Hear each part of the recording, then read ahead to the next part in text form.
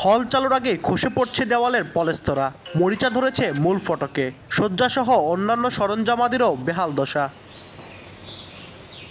বগুড়া সরকারি আজিজুল হক কলেজের ছাত্রীদের জন্য রয়েছে মাত্র একটি হল। বেগম রোকেয়া হলের 250 শয্যার বিপরীতে গাদাগাদি করে থাকেন প্রায় 400 জন। ছাত্রীদের আবাসন সংকট কাটাতে 2018 ও 2019 সালে 2 ধাপে নির্মাণ করা হয় 132 আসনের নতুন আরেকটি হল। তবে এখনো হলটি চালু না করায় কেউ বরাদ্দ পায়নি।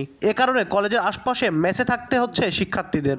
আমাদের এই হলটার নির্মাণ কাজ শেষ হয়ে গেছে, কিন্তু এটা চালু করার কোনো পদক্ষেপ আমাদের প্রশাসন সেইভাবে নিচ্ছে না। আমাদের বাধ্য হয়ে মেসে থাকতে হচ্ছে এবং মেসের পরিবেশ অতটা নিরাপদ নয় আমাদের জন্য। এক্সট্রা খরচ করে মেসে থাকতে হচ্ছে, এই টাকাটা আমাদের সাশ্রয় হতো। 5 বছর আগে কাজটা শেষ হয়েছে, সেই হলটাতে যেন শিক্ষার্থীরা থাকতে পারে। হলটি চালু না করার জন্য কলেজ প্রশাসনকে দায়ী করছে শিক্ষা প্রকৌশল অধিদপ্তর। পাশাপাশি অবকাঠামো ত্রুটি দেখা দিলে মেরামতের আশ্বাস সংশ্লিষ্ট কর্মকর্তার। আজিজুল হক কলেজের হোস্টেল বিল্ডিংয়ের কাজটি আমরা 2টি ফেজে সম্পূর্ণ করেছি। সেখানে ছাত্রী ওঠাতে কোনো প্রতিবন্ধকতা নাই।